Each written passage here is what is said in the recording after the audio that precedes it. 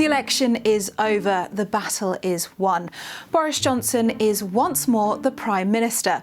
But while he may have celebrated, there are some very big issues for him to solve.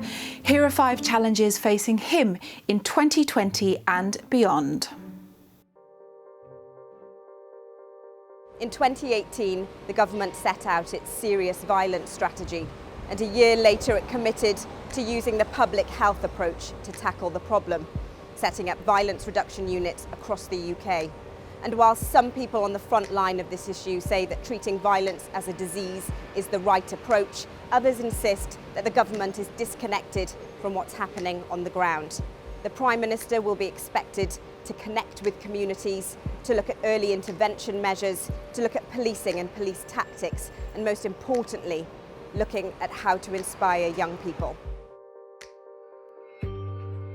The Prime Minister called the election because he broke a promise. In 2020, he's going to have to deliver 2. Firstly, to leave the EU by January the 31st, and secondly, to use the transition period, which lasts until the end of next year, to get a trade deal. Nobody has ever got one that quickly before. It could be another ditched deadline.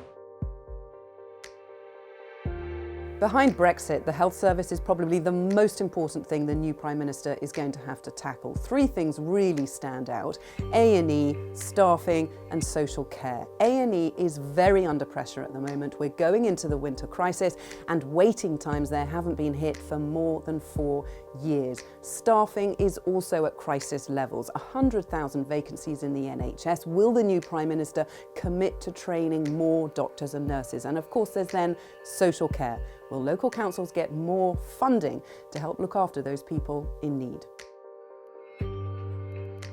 If Brexit is delivered, then the UK will be looking to India and China for trade deals.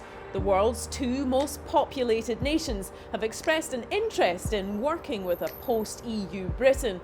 But any trade pact with China could depend on what the PM has to say about Hong Kong. It's the latest no-go subject added to a list which includes human rights, Tibet and Taiwan. And any comment made on the protests could make or break Britain's golden era of relations with Beijing. Just before she left office, Theresa May signed the UK up to cutting its carbon emissions to 0 by 2050. But as things stand, there's no policies in place to actually deliver on that. So Number 10 has a mammoth task to address transport, housing and our energy generation system to deliver on that carbon target. Knife crime, Brexit, social care, the state of the union and the future of the planet itself. That's quite a bit to be getting on with.